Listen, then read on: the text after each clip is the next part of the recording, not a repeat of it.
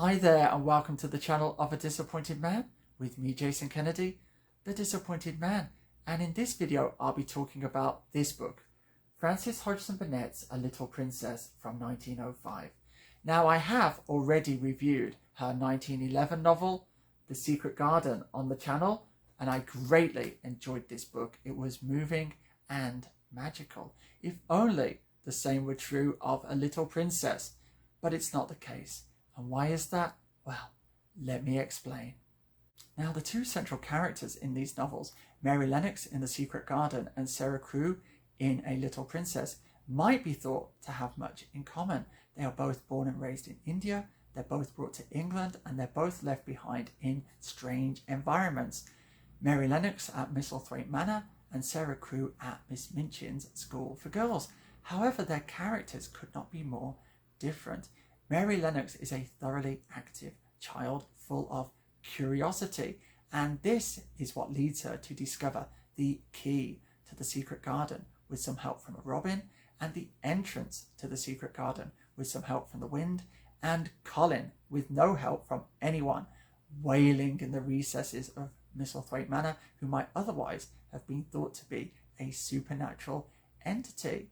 Sara, on the other hand, is extremely passive throughout A Little Princess, and there's a very telling sequence at the beginning when she has her doting father lead her on a tour through the toy shops of London in search of Emily, a doll she has already christened. And of course they find Emily in the last toy shop they visit, and then begins a strange relationship between Sara and Emily, which culminates in a physical assault on the doll because Sara is unhappy that Emily is simply full of sawdust and will not speak to her.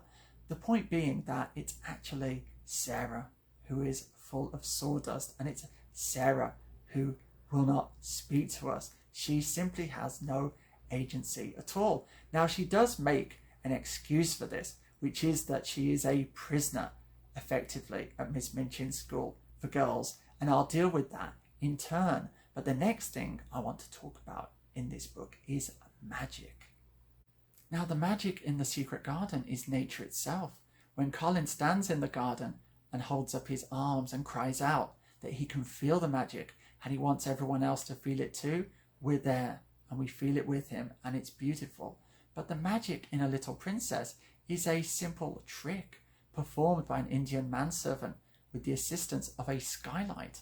And when Sara returns and discovers her servants' quarters transformed by the introduction of many luxury objects, is this really magic? Isn't this the realm of those TV shows where they make over someone's house while they're absent, and then when they return, they surprise them? It also speaks to how magic in A Little Princess is connected with luxury and wealth in a way that doesn't feature in The Secret Garden. In The Secret Garden, the buried treasure is the earth itself, which gives life, which makes the flowers bloom and attracts the animals and the insects to the garden. But in A Little Princess, the earth is of no value at all, and it's diamonds which can be extracted from the place they reside, mineral wealth which can be converted into the luxury items which Sara appears unable to live without, and indeed her whole tale revolves around her reclaiming her access to these luxuries. And the kind of capitalism her father engages in links it with an imperial romance like King Solomon's Mines. It's a speculative form of capitalism where you can win big or you can lose everything, and we're expected to have great sympathy for Sara when her father dies, believing he's lost everything. But why should that be the case? We're also expected to sympathise with Sara when she's treated in a rather mean fashion by some of her fellow students at Miss Minchin's school, but here I felt the antipathy between the girls was perfectly understandable, because Sara embodies an aristocratic view that there are things which money simply cannot buy, such as being a princess, whereas these girls who belong to the aspirational class embody a view that there ought to be nothing that money cannot buy. So I did not really see them as villains at all. Their reactions were perfectly understandable and consistent, because they disliked Sara when she was a princess sat at the top of the class, and they also disliked her when she was the servant girl, still intent on preserving the idea that she was a princess. And that leads me on to the supposed villain of the story, Miss Minchin, who again I felt was extremely poorly served. Now, in speaking of Miss Minchin, I can return to Sara's excuse for her passivity, and that is that she is an effective prisoner in Miss Minchin's school. Now here she produces an extraordinary analogy, and she pictures herself as being like one of the prisoners in the Bastille before the French Revolution, and that would mean Miss Minchin is Marie Antoinette, and this is absurd.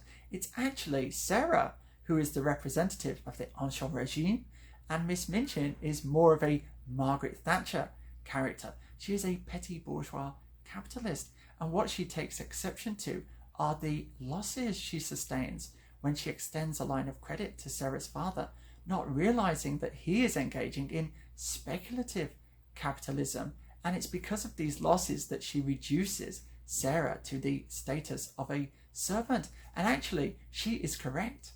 No matter how much Sara works, Miss Minchin will always be out of pocket. So there we have it. I don't see Miss Minchin as being particularly a villain at all.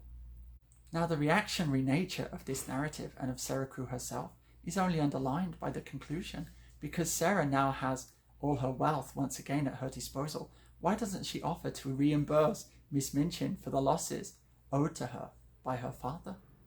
And also, why is it that when Sara liberates Becky, her fellow servant at Miss Minchin's school, she only liberates her to become Sara's servant?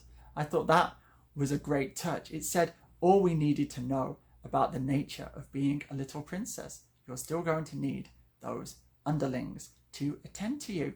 So there we have it, a thoroughly unsatisfying children's story from my point of view, and something of a hymn to capitalism, to materialism, with none of the power of The Secret Garden.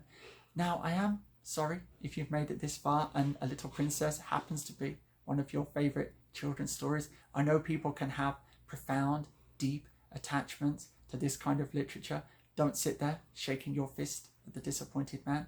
Don't write angry comments below. Just remember, this is only my opinion. By engaging in such a kind of deep analysis of what is, after all, a piece of children's literature, please forgive me. Don't think that I'm being deadly serious in what I say here. I just hope you found it stimulating and you enjoyed it. So, by way of farewell, I shall repeat my mantra: be safe, be strong, and until the next time, Nanu Nanu.